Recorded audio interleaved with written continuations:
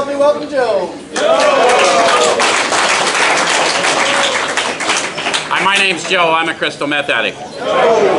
Is anyone here at Position of Neutrality for the first time tonight? One or two of you? Good. First of all, welcome. And second, let me warn you in advance, you're liable to experience us a little different than other meetings of the fellowship you may have attended, whatever fellowship you may have attended. And the reason that's liable to happen is we intend for you to have a different experience here.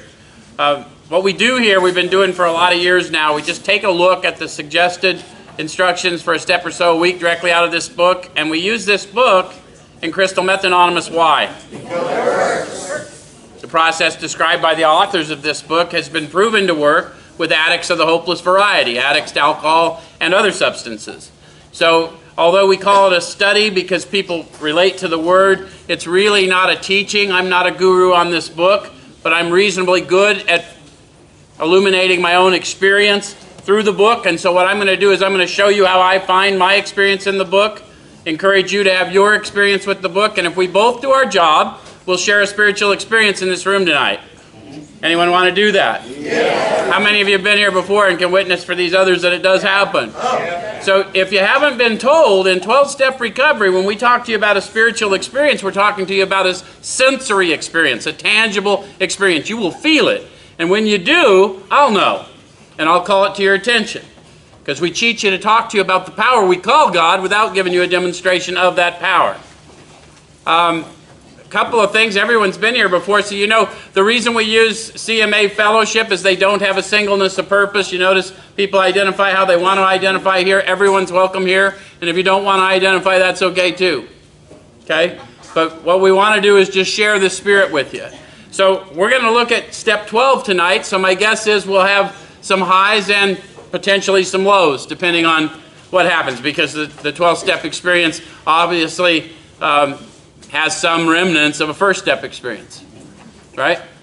All right, so I know normally we have books, folks. Sorry, our system is still imperfect. We're new to this place.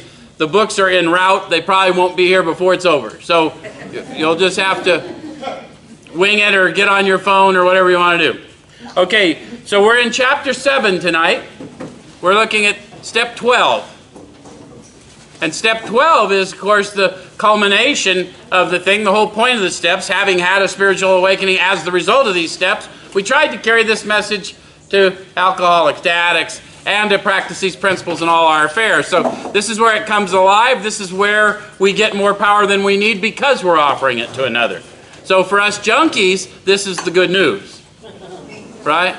That's what I was seeking, was power greater than me and usually more than I needed. Anyone else? Yeah. I'd like yours too, right? Isn't that the way you guys operated? Well, whatever it is you need, once you're awakened, it's going to flow through you to the one who still suffers. This is the best hookup imaginable. Does that make sense? Okay. So the chapter's called Working with Others. It says practical experience shows that nothing will so much ensure immunity from drinking as intensive work with other alcoholics. It works when other activities fail. So did you catch the promise? Yep. Did you catch a couple promises?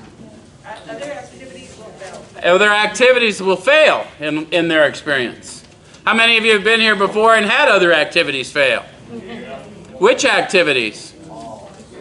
Pretty much everything you ever got told, right?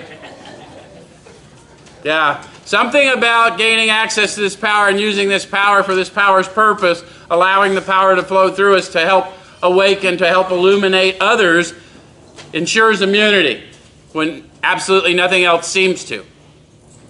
Okay. Then it goes on to say, this is our 12th suggestion. Carry this message to other alcoholics. You can help when no one else can. You can secure their confidence when others fail. Remember, they're very ill. So did you notice the suggestion followed, but the human reason, the selfish reason that I might do it is I might want to stay free from alcohol. Yep. So they always give me the selfish reason first, and then the selfless reason follows. Why is that? Because humans are motivated by selfish, not selfless. Right? You notice how the steps do not indicate I can help me. So as I offer myself to another, the power helps me. And have any of you had that experience? Okay. So then it says some promises for us. Life will take on new meaning. To watch people recover, to see them help others, to watch loneliness vanish, to see a fellowship grow up about you, to have a host of friends. This is an experience you must not miss. Do you think it's weird that they described it as an experience and not a sight? Do you think they did that on purpose? Yes. How many of you have had a full body experience as you've seen this fellowship grow up about you and had a host of friends when you started knowing what the signature of the Spirit was? How many of you, when you started talking about this solution we find here, you started feeling the Spirit? Has that ever happened? Yeah. Did you know you ran into other people? Have you had that experience? You ran into people you hadn't met yet, but you knew you were sharing the same Spirit, starting to get that vision promise? You'll surely meet some of us as you trudge the road. Okay, so we know you'll not want to miss it. Frequent contact with newcomers and with each other is the bright spot of our lives. Perhaps you're not acquainted with any drinkers who want to recover. Perhaps. You think that's true in Phoenix, Arizona today? No, not today. Did you find as you've grown in this thing that sometimes you find people in places you think they want to recover that maybe they don't want to recover? How many of you have been in fellowship meetings where you were told we don't recover here? That's wrong. Well, and it's their experience, but I mean this is these authors' experience. So if we didn't experience what they did, we probably didn't do what they did, right? And so we can be in these rooms. Have you ever noticed we've got no requirements for AA membership or any of the fellowships? They say we have one requirement, right? A desire to stop drinking, but I've never met an arbiter of desire in all the years I've been coming. There's never been one. Therefore, there are no requirements, right? So the fact of the matter is we don't know what we don't know. But these people speak of being recovered as being raised from a scrap heap, taken to a level of life better than the best they've ever known. How many of you have had such an experience? Yeah. See, alcoholism wasn't a disease back when they wrote this book. So it wasn't a medical recovery they spoke of. It was a mining recovery, to be redeemed. To take from a scrap heap what was thought waste and extract something infinitely valuable. How many of you thought you had a wasted life and then you employed it and found out what you thought was a waste was purposeful and it was helping people? Yeah. So we've argued about it for years, but it's not semantics, and they didn't use the words you either know the experience or you don't. You've either employed your musty past or you haven't. Does that make sense? Okay. So then it goes on to say you can easily find some by asking a few doctors, ministers, priests, or hospitals. They'll be only too glad to assist you. Don't start out as an evangelist or reformer. How'd they learn that? They pissed a lot of people off. They learned everything that they suggest that we do or don't do by doing or not doing. So how many of you have tried starting out as an evangelist or reformer and found it wasn't well received? Yep. So remember that when you see the new people doing that, don't get annoyed with them. That's how everyone starts out. Okay? All right. And so what's an evangelist or reformer looks like?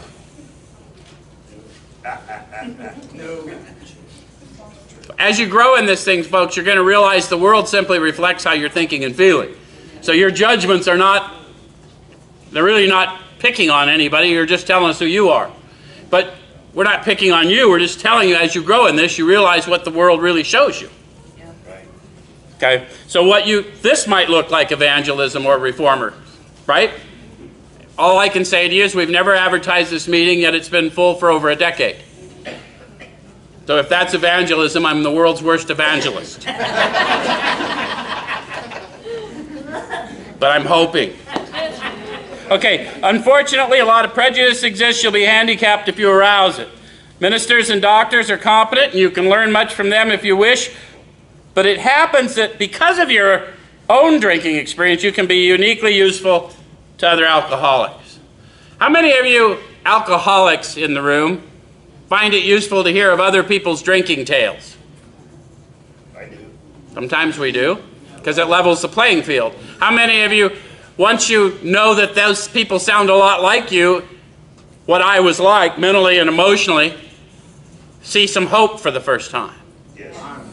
So this is what they're trying to teach us, what I was like. Not what it was like, what I was like, what happened, and what I am like now, what I'm growing. Does that make sense? Yep. Okay, so can you see how when we're armed with the facts, as the step process does, we become uniquely useful? Because it's not about the delusion we lived in. If I tell you what it was like when I lived on the street, I can tell you at times living on the street, I was perfectly happy to be there. In fact, I told you you were a sucker for paying rent. So what it was like has no bearing, does it? But I also experienced great hopelessness.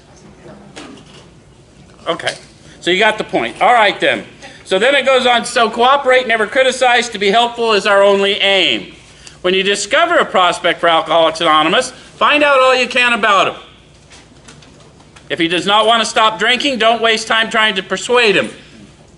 Who's the persuader? Alcohol, methamphetamine, cocaine, heroin, much more persuasive forces. How many of you had people trying to persuade you to get sober or stay sober? How many of you needed to be persuaded once you got reasonable? Yeah. We're just not, we got to learn to play our roles, right? We're not arranging the lights, the scenery, and the ballet anymore. People looking for a solution will recognize one when they feel it. Okay? All right, so they say you may spoil a later opportunity. This advice is given for this family also. They should be patient, realizing they're dealing with a sick person. Do you folks now internalize that alcoholics, addicts, are sick people? Yes. Do you have to confront it sometimes when it's close to you? Yes. Isn't it maddening when it's somebody we really care about and they're dying in our addiction, and when we're few removed, we can see it as what it is, but when we're close, we see it as moral failing. So we got a little growing to do, don't we? Yeah. Okay. All right, so I'm going to jump from there to, I'm going to go over to page 91 because we were going to meet most people in the fellowships initially anyway. Middle of that page, it tells us to see your man alone if possible. How many of you have been blessed with a spiritual awakening as a result of the steps and is working with others? Yep. Good percentage of you. How many of you have at least considered asking someone to help you through the process? Anybody found someone to help you, got a sponsor, whatever you call it? Okay, then you're in step 12 too. You will help them more than they help you. That's how easy it is. So if you humble yourself to ask for help, you're already in 12, the all-inclusive nature of the steps. Okay? All right, so how hard is it, you people that are working with people currently, to see your man alone? They wouldn't have put that if possible there. How many of you found sometimes you have to wait? I stick them in a car. Sean kidnaps them. But you get what he's talking about? How many of you have met him at the fellowship meeting and everyone swamps him and tells him what to do? Yeah, because they haven't read our book. You know, that's okay. But we may need to get them apart so that we can find out what we're working with, right? Okay, so at first engage in general conversation. What's that look like? How'd you get here? Yeah, haven't seen you before. You work around here? What do they normally hear? Got a sponsor yet? Here, read the first 164 pages. Have you ever had that happen to you? You ever get the bum's rush when you show up? And we know nothing about them, right? Nothing. The idea, guys, is we don't know anything about them even after we introduce ourselves to them. The whole point is we're going to sit down, we're going to find out what it is they want to know, and then when they ask questions, we're going to give them answers. Yep. Does that make sense? Okay, so after a while, turn the talk to some phase of drinking. Tell him enough about your drinking habits, symptoms, and experiences to encourage him to speak of himself. If he wishes to talk, let him do so. So what are your drinking habits, experiences, symptoms? Without going into Alcoholics Anonymous. Before we knew that we had to talk of craving and obsession and la-di-da-di-da, how many of you have just engaged people and said, I don't know, man, I just went out to get cigarettes, ended up in Mexico. That's the way it went for me. I put it in my body, I don't know what, game over. Anyone else? Any of you remember being baffled before everyone gave it a label? How about once you knew that was going to happen and you really wanted to stop but could demonstrate no outward action that showed you wanted to stop? Yep. This is killing me. Watch. Anyone know what I'm talking about? Who knows that better than us? Yeah. There's people that come into our fellowship and they're perfectly welcome, and that's not their experience. They're what these guys called hard drinkers. They can stop or moderate it, giving sufficient reason. And so sufficient reason might be the arrest that didn't slow me down. It might be being sent to this fellowship that did not slow me down. Anyone know what I'm talking about? Yeah. So then I'm sitting here hearing a very different experience and thinking they're lying, but they're not. They're telling the truth. Right. But my experience is not invalid either, because I've met people like me.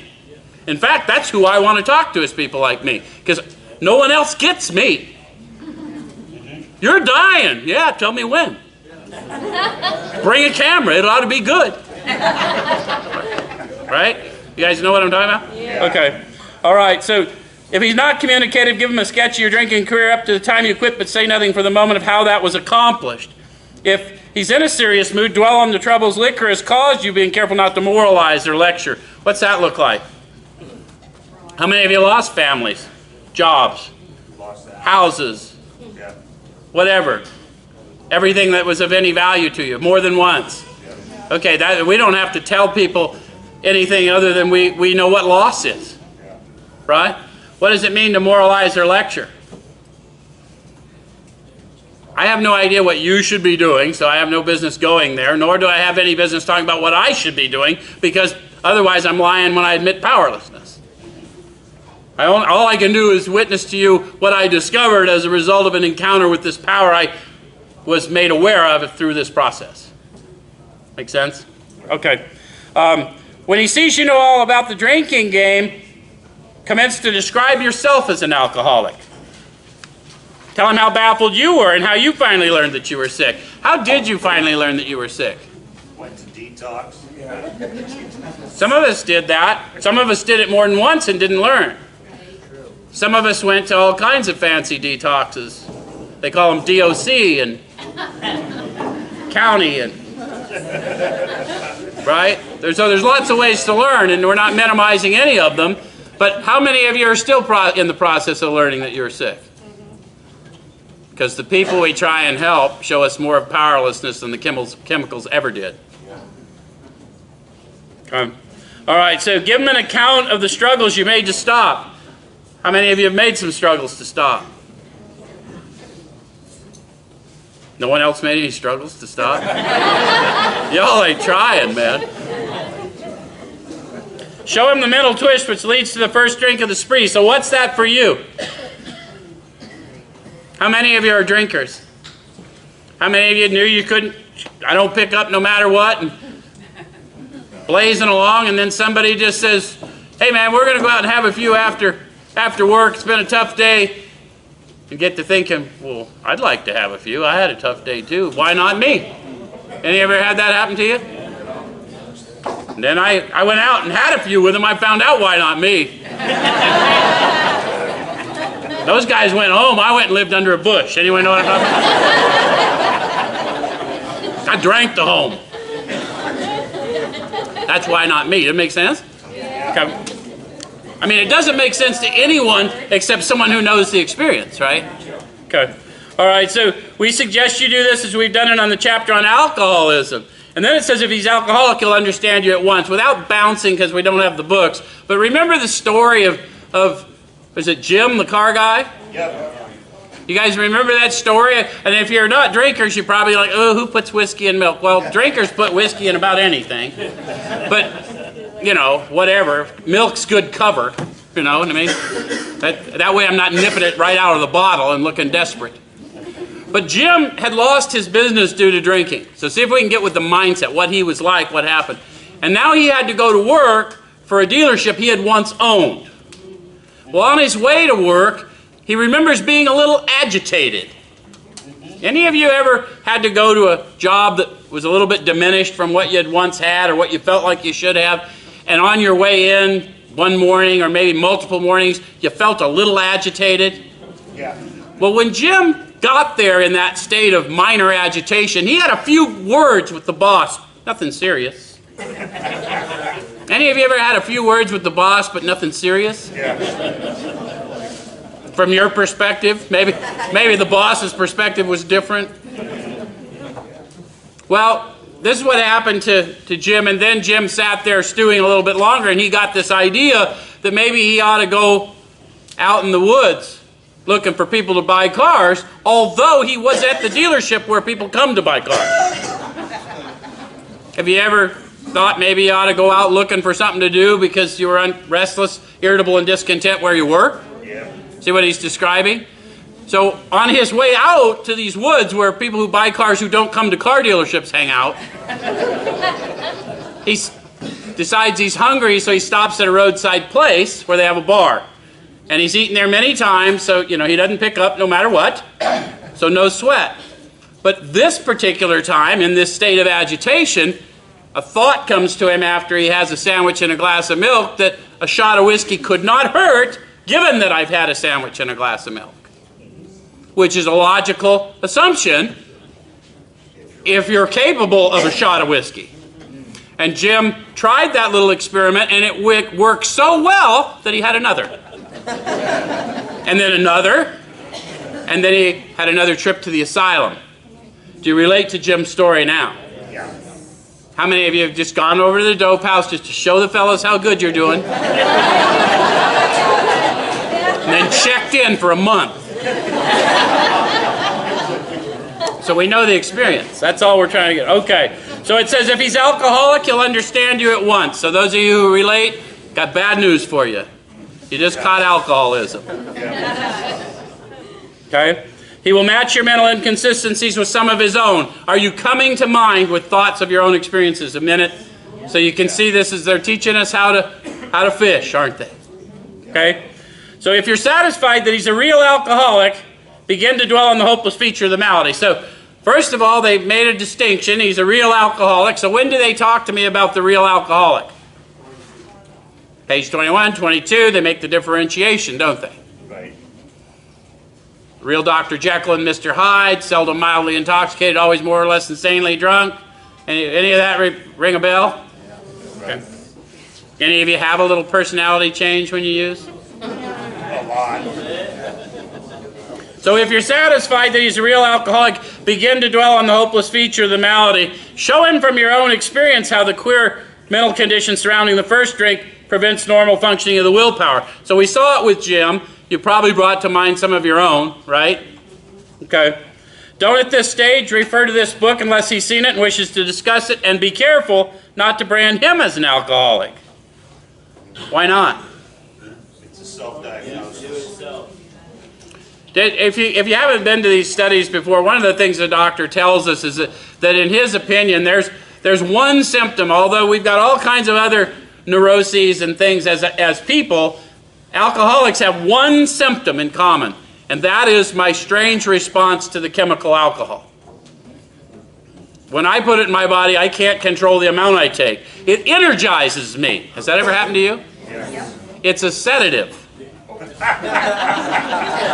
That's not supposed to happen. So a doctor observing that would see that, and they would say that seems to be an allergic reaction. Does it make sense now when we talk about an allergy, a manifestation of an allergy? And you can take it to whatever extreme you want with whatever chemical. My heroin addicts know the deal too, right? Yeah, but Everyone thinks that you're doing bad when you're dope sick and laying in, or doing good when you're dope sick and laying in bed, or no, opposite. When you're out using, you're like out mowing the lawn, everything's cool. You might be using the vacuum, but everything's cool. And they think that you're doing good, but you're hooked up again, and then when you're, right? And so the same thing that's happening to us. Okay, so, and be careful not to brand him an alcoholic. Let him draw his own conclusion. If he sticks to the idea that he can still control his drinking, tell him possibly he can, if he's not too alcoholic. Right. Now, we might be thinking we're throwing him under the bus, but think back to your early days, or if you're in your early days, did you want to be told you weren't alcoholic enough? Or did you want to fit in? Once we decide we got to be here, we try and fit in, don't we? How many of you thought your story inadequate or something? I've heard that a lot. Not inadequate. If you're here, you're here. You're here for a purpose. But I'm talking about how we feel when we get here, right? Okay. So I've had people that told me, oh, I've never really tried before. Now that I know this, I'll really try. Well, if you've never really tried, you haven't followed instructions. You need to try. Call me after you've tried. And then they stopped me and said, well, you know, I was hospitalized at 13, and my parents said I was using too much. Sometimes hospitalizations are an indication. But, you know, let's explore it. Anyone know what I'm talking about? How many of you didn't think you had enough of any experience and then got here and then as you awoke into what really happened to you? Okay. You got to remember we're dealing with mentally ill people, right? Remember the guy, me, homeless? Only suckers pay rent, right? I telling you the truth. Okay. So, okay, but insist if he's severely afflicted, there may be little chance he can recover by himself. Continue to speak of alcoholism as an illness, a fatal malady. How many of you have felt that, the reality of that? Beyond all nonsense that I can stop this on my own or that anyone can stop me, and I am dying, probably not quick enough. Anyone know the experience I'm talking about? Yeah. So I can talk to somebody about that experience with depth and weight, can't I? Because I know it. And those of you, some of you felt it, so I know some of you know it. Okay, talk about the conditions of body and mind which accompany it. Well, what are those? Physical cravings and obsession of the mind. And did you notice that your physical craving is brought on by an obsession of the mind? You don't even have to put it in your body to have a full body experience. Yeah. That's how powerful, cunning, baffling, powerful. Okay. All right, so keep his attention focused mainly on your personal experience. Explain that many are doomed who never realize their predicament.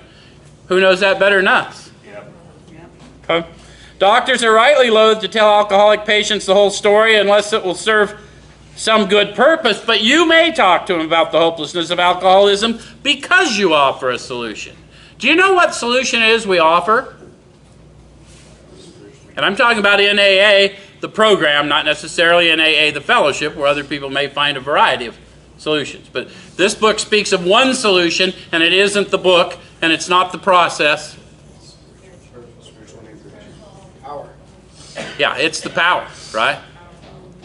So what we're trying to do is get them curious enough, once they know that we know of hopelessness, then at some point they're going to, okay, you know enough of hopelessness, how'd you do it? Right. And then what do we get to tell them?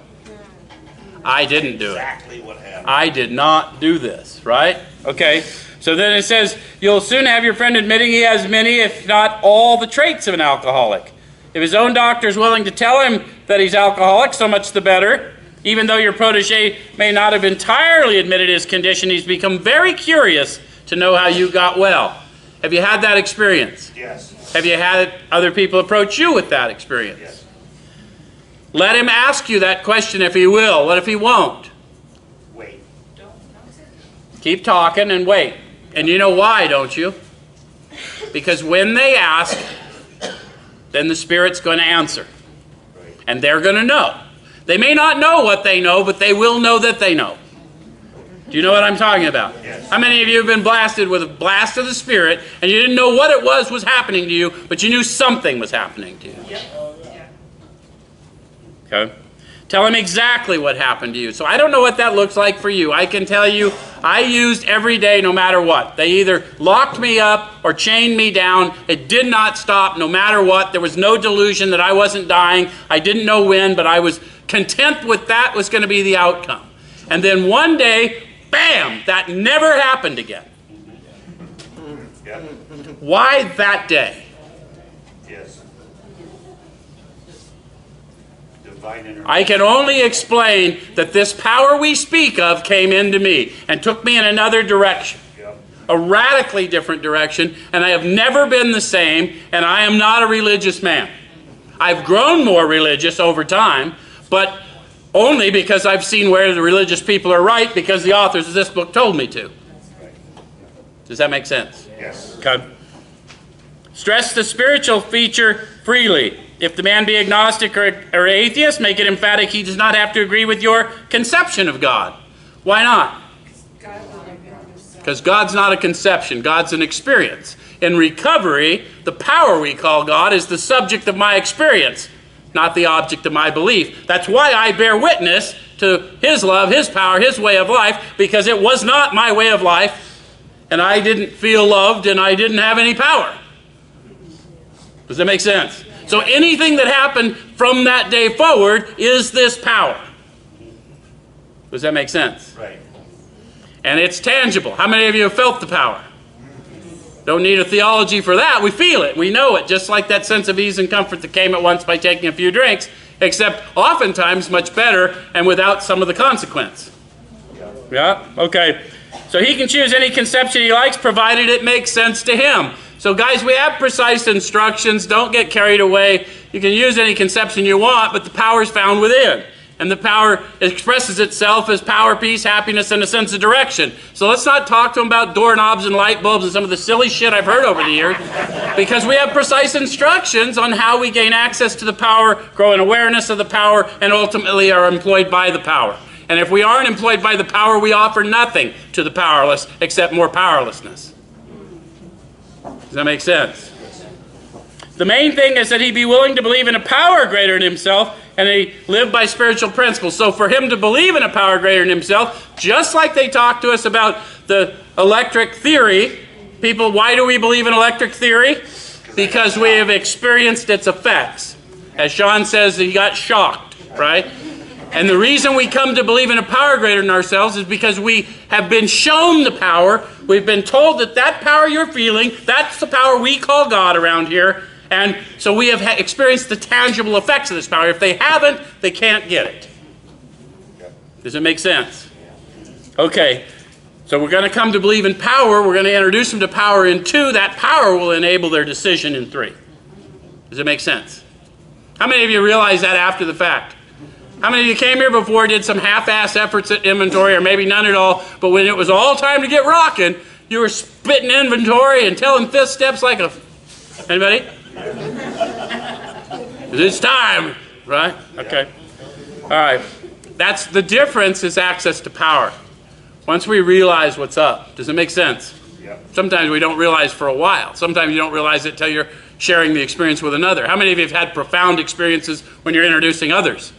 Oh, yeah. Of course you do. You get more power than you need when you offer it to another. Why wouldn't we do it? Okay. So when dealing with such a person, you better use everyday language to describe spiritual principles. So talk how you talk, right? These guys got into King James language, but you got to remember this is 80 years ago. If you don't talk in King James language, don't talk in King James language. You know, call God what you call God. Talk to him like a friend. That's what, you know, God already knows your thoughts.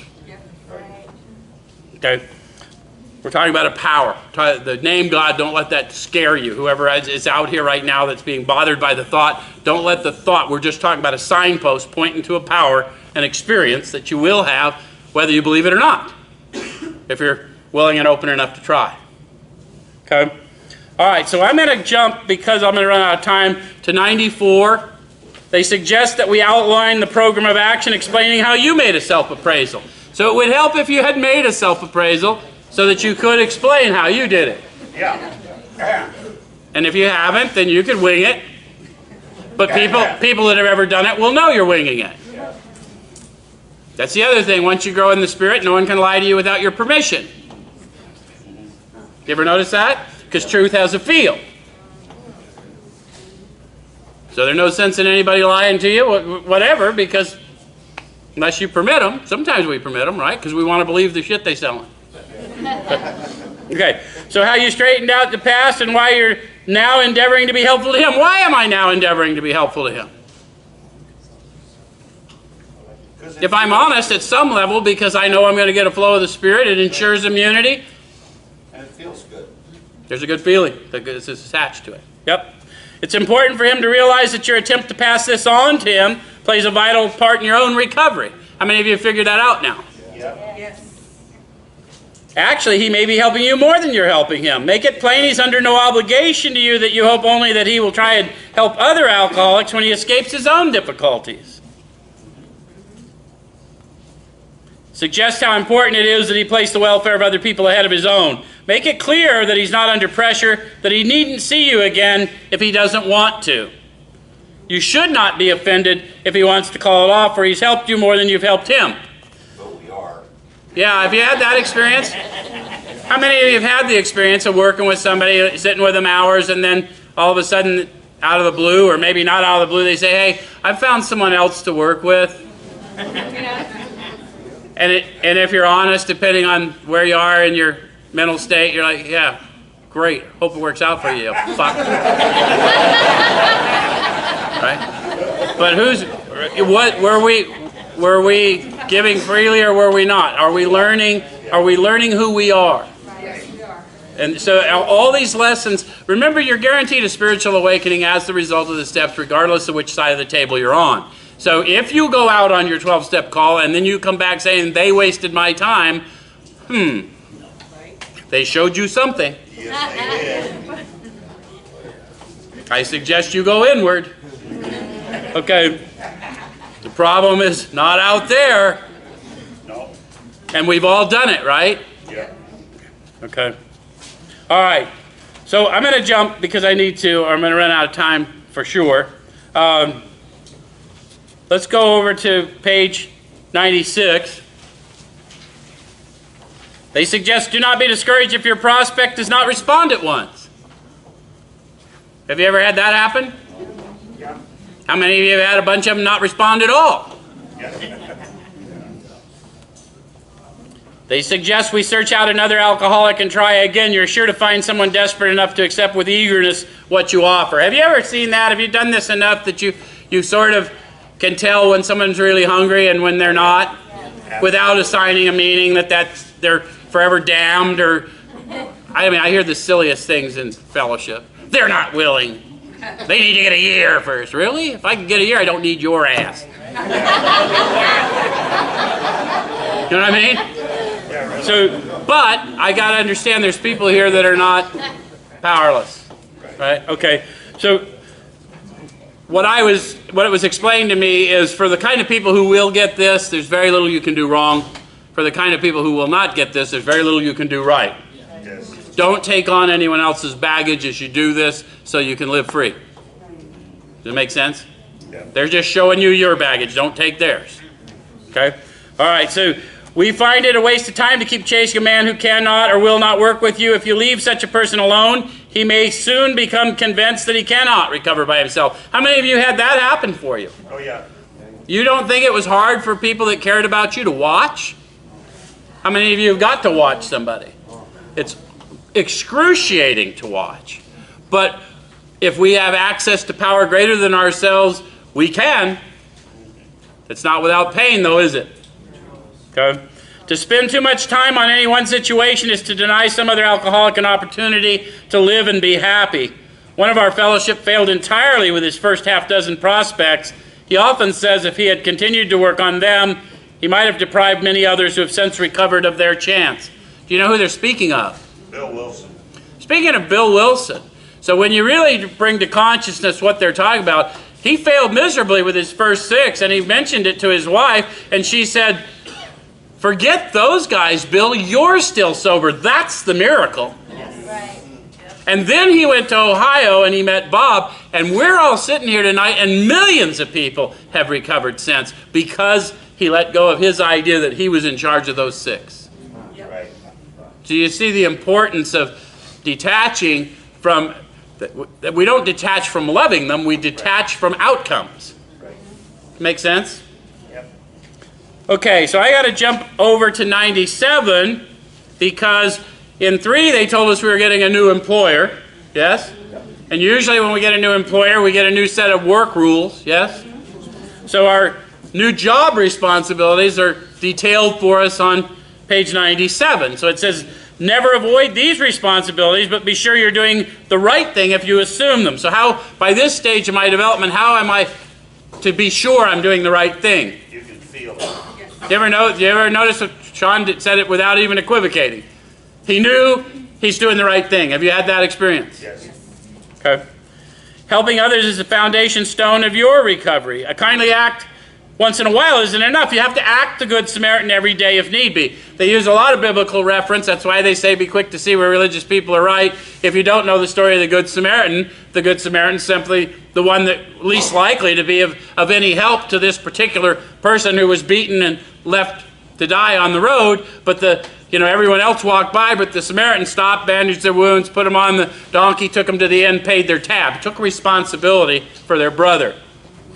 So we might have to do that every day if need be. How many of you have gotten ready to go out on the town to go do something and the phone rang?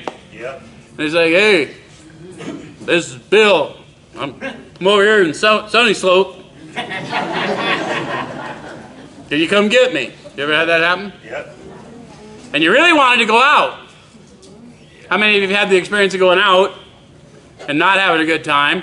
And how many of you have forgone your pleasures, gone out bitching the whole way out to pick up old Bill, and then thank God all the way home that you got to share that experience? Yeah.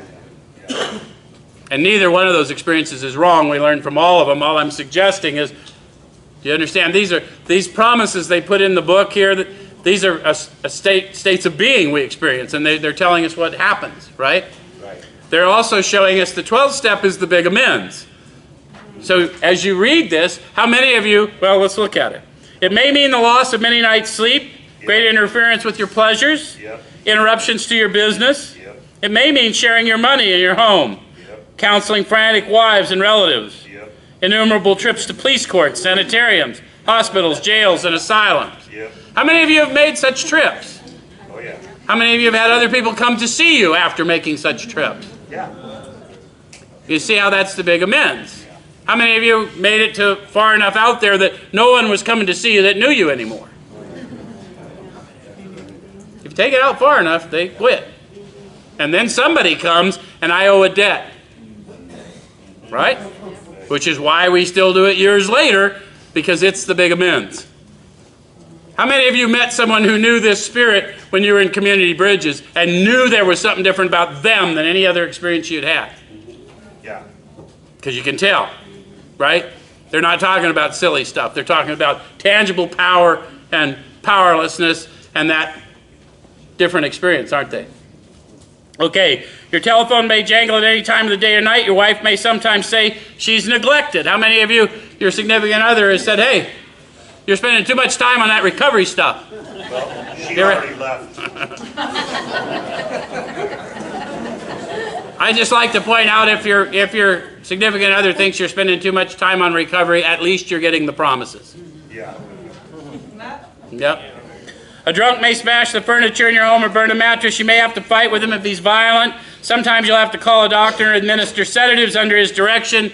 Another time you'll have to send for the police or an ambulance. Occasionally you have to meet such conditions. Have most of you that have done any of this stuff had to meet those conditions at one time or another? Yeah. And the more you grow in this, the more you'll be called, right? Okay. So I want to jump, because I really am going to run out of time, over to page 98, because we're going to finish here. Remember last week, if you were here, we talked about it's time to grow in understanding and effectiveness. And I said understanding of what, effectiveness at what. Remember that? And we all had some idea, well, now they're going to tell us, now that we're in the employ of the power, they're going to tell us understanding and effectiveness, right? It says it's not the matter of giving that's in question, but when and how to give. How many of you have learned that it's quite all right to give every time, but not necessarily what they ask? Yes. And not necessarily what other people tell you is the right thing to give. You give what the Spirit tells you to give. How many of you have learned that just by watching people? Yeah. Okay. That often makes a difference between failure and success. The minute we put our work on a service plane, the alcoholic commences to rely upon our assistance rather than upon God. How many of you have had that mistake? Yes. Carting people around, and then pretty soon you're feeling used, but you weren't. You were supposedly doing it for you, but all of a sudden it's not helping either one of you. Have had that experience? Yep. So we've got to start learning to talk to them about some spiritual independence, don't we? Okay. All right, so he clamors for this or that, claiming he cannot master alcohol until his material needs are cared for. Do we know that to be a falsehood? Yeah. And how do we know it to be a falsehood? Working with people at CAS. Says nonsense. Some of us have taken very hard knocks to learn this truth. Job or no job, wife or no wife, we simply do not stop drinking as long as we place dependence upon other people ahead of our dependence upon God. Is that true for you? Yes. If I start looking out there for ease and comfort, it's just a matter of time till I find one I like better than the one I'm on now. I have favorites. Anyone else? But there is ease and comfort in the world available to us without going out in the world to get it, and it's found within. And if I don't show them that, I've cheated them out of the experience of recovery. Yeah. That's it. Next week we're in 1. Thanks.